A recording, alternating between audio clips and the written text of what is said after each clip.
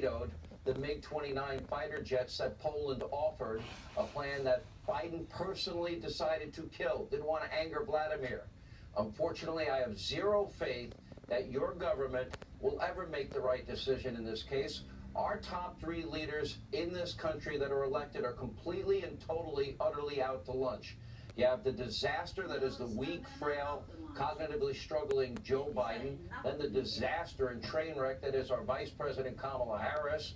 We have long documented all of Biden's struggles on this program. We have also documented Kamala Harris's struggles on this program. Perhaps she's even worse. And then over the weekend, Kamala Harris, of course, as everybody knows, told the crowd that Ukraine was a NATO member. Take a look. So I will say what I know we all say, and I will say over and over again. The United States stands firmly with the Ukrainian people in defense of the NATO alliance. Now, the White House will later stealth-edit her transcript to correct the fact that false NATO reference to take it out after those remarks and our humiliating trip abroad. The administration benched Kamala Harris for the foreseeable future. Been one disaster after another for her. Now President Biden is saying, he will somehow make his way to Europe for the NATO summit next week. Like Kamala Harris, that's a predictable disaster. Joe will be very tired from his long trip. Meanwhile, back here at home, okay, who's the third-ranking elected official? The third in line to be president. That would be 81-year-old Nancy Pelosi, and she now appears to be completely malfunctioning herself. If you think option 1 is bad and option 2 is bad, option 3 may be worse. Watch for yourself. You decide. They know that we can't go there. Putin is trying to bait the trap so that we go in, and that's the beginning, could be the beginning of World War III. Putin totally irresponsible, using weapons that are not allowed under the Geneva Convention. Putin, who threatens use of chemical weapons, nuclear, and the rest. So they know that we can't, but it's the ask. Now, he was this morning more. If we can't have a no-fly zone, let us have our own, and we need the airplanes to come in. This morning he was less on the ask for the policy, more on let us do it, help us get the planes. But also there's a school of thought that thinks the anti-aircraft missiles and the rest are a very important way. Myself, when I see those tanks, that 40 miles of tanks, I'd like to take out those tanks. I mean, I think that them having more planes might be useful, but that I'm not a military strategist. We hope that we will be able to get up to a place. I hope. You asked me how. I hope that we can get to a place where the MiGs, which are the kinds of planes they've been trained on, can go to Ukraine. The F-16s, especially if we have an excess of them, can backfill for Poland. It's sad to have to state the obvious, but between Nancy, Joe, and Kamala Harris, this country is not in good and capable hands. Putin, the world, I can see, are laughing at all three so-called leaders of this country. God help us all. But congratulations, no more mean tweets, America. You got what you wanted, as Kamala Harris said this weekend. Like many of you, millions of Americans across the country, they miss a president who was willing to tell the cold, hard truth, would tell it with conviction and strength and fortitude, and have the ability to fight back and fight back hard. Remember when President Trump reprimanded Germany for their dependence on Russian oil and gas back in 2018? He also lectured the head of NATO. Well, at least one world leader's finally, a little late, but finally singing a similar tune. Take a look. We're protecting Germany, we're protecting France, we're protecting all of these countries, and then numerous of the countries go out and make a pipeline deal with Russia, where they're paying billions of dollars into the coffers of Russia. It is vital, if we're going to stand up to Putin's bullying, if we're going to avoid being blackmailed by Putin in the way that so many Western countries sadly have been, we've got to get ourselves off Russian hydrocarbons. Countries in NATO, namely Germany, having a large percentage of their energy needs paid, to Russia and taken care of by Russia. you look at it, Germany is a captive of Russia. Vladimir Putin over the last years has been like a pusher, feeding an addiction in Western countries to his hydrocarbons, to his oil and gas. We need to get ourselves off that addiction.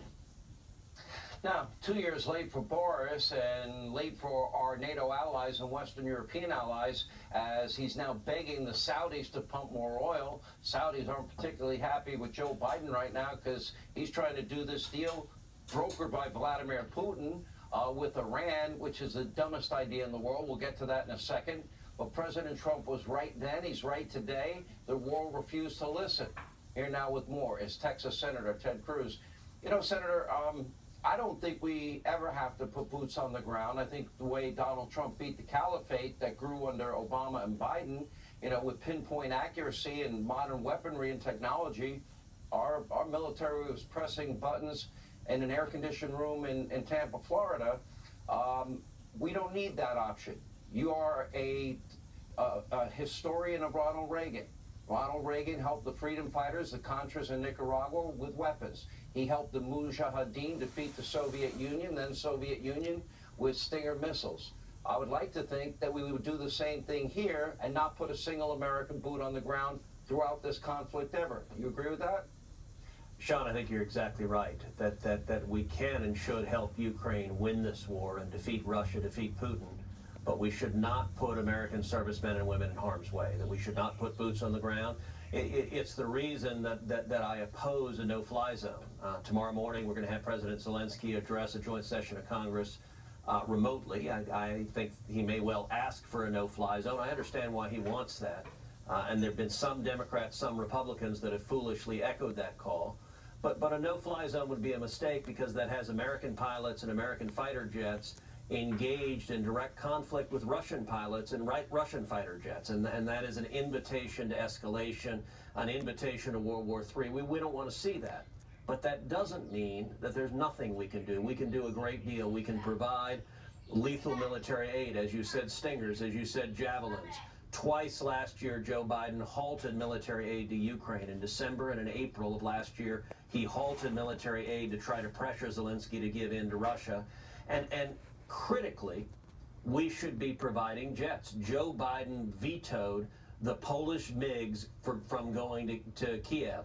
That's what Zelensky said. When we did a conference call with him just over a week ago, Zelensky said his #1 priority was to get those MiGs, those jets, so that Ukrainian pilots could defend themselves from Russian pilots.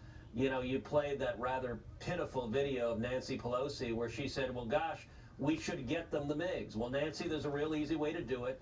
Pick up the phone and call Joe. Joe is the one stopping it. Joe Biden is the one stopping the MiGs, and that devastation we're seeing in Ukraine is the direct result of Joe Biden's weakness, his appeasement, his surrender to Putin on Nord Stream 2.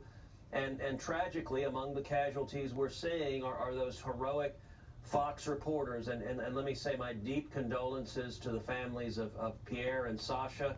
And our prayers are very much with Benjamin. They are heroically being on the ground, reporting what's happening, and tragically, they paid the ultimate price for that. You know, they did.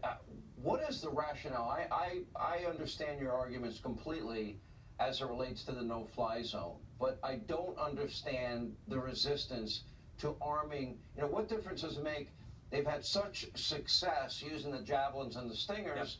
Yep. Why this mysterious reluctance towards the MiGs or any other fighter jets? Is Joe afraid that Vladimir is going to get mad at him, like he's afraid that reporters will get mad, and that his staff will get mad at him if he answers a reporter's question? Well, unfortunately, Joe Biden and Kamala Harris and this administration, they believe that the way to deal with bad guys, the way to deal with our enemies, is through giving in, is through surrendering, is through weakness, is through appeasement. We've seen this with Russia, we've seen this with China, we've seen this with Iran, we've seen this with Venezuela. That is their MO. And it's been Joe Biden's MO for 50 years. He's been wrong on every foreign policy question for 5 decades, literally since when I was a toddler and Joe Biden arrived in the Senate. He's been consistently wrong. And so you look at right now, Zelensky is saying we need fighter jets. And I got to tell you,